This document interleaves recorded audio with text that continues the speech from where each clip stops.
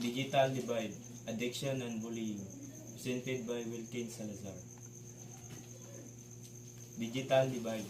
Digital divide could be a term that refers to the gap between demographic and regions that have access, friendly info and technology, and people that do not or have restricted access. Before the late 20th century, digital divide referred principally to the division between those with and without phones access. Digital divide generally access between those in cities and people rural areas, between the educated and the uneducated, between socio-economic groups, and globally between the more and less industrially developed nation. Even among population with some access to technology, the digital divide can evident in the form of lower performance computer, lower speed wireless connection, lower price connection such as dial-up, and limited access to the subscription-based content. Computer addiction, a disorder which the individual turns to the internet or play computer games to change mood, overcome anxiety, deal with depression, reduce isolation or loneliness, or distract themselves from overwhelming problems.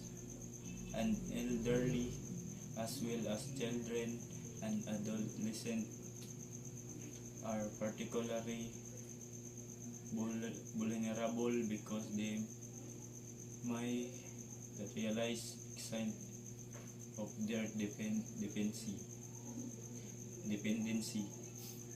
In many instances, individuals with computer addiction may seek help for others' conditions such as depression, phobia, or other addiction.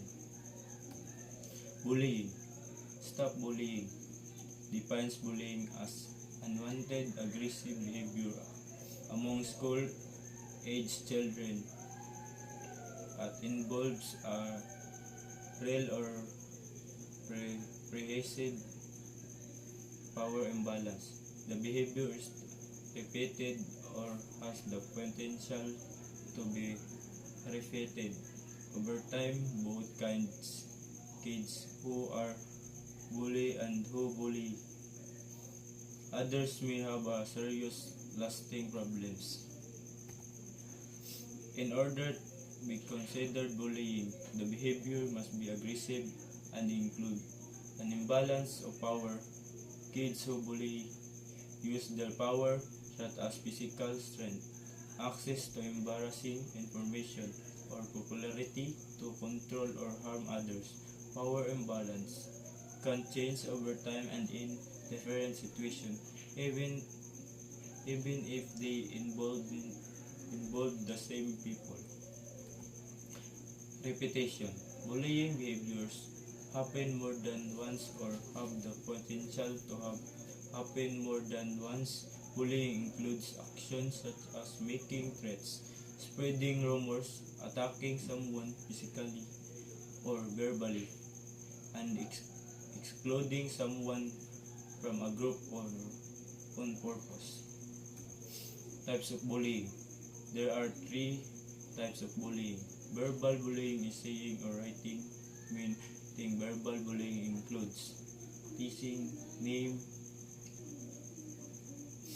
inappropriate sexual comments, taunting, threatening to cause harm.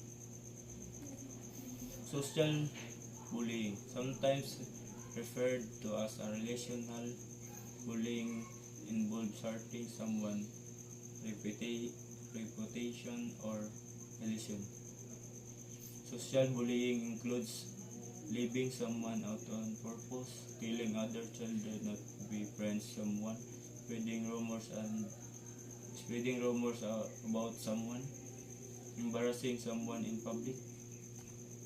Physical bullying involves hurting a person's body or position.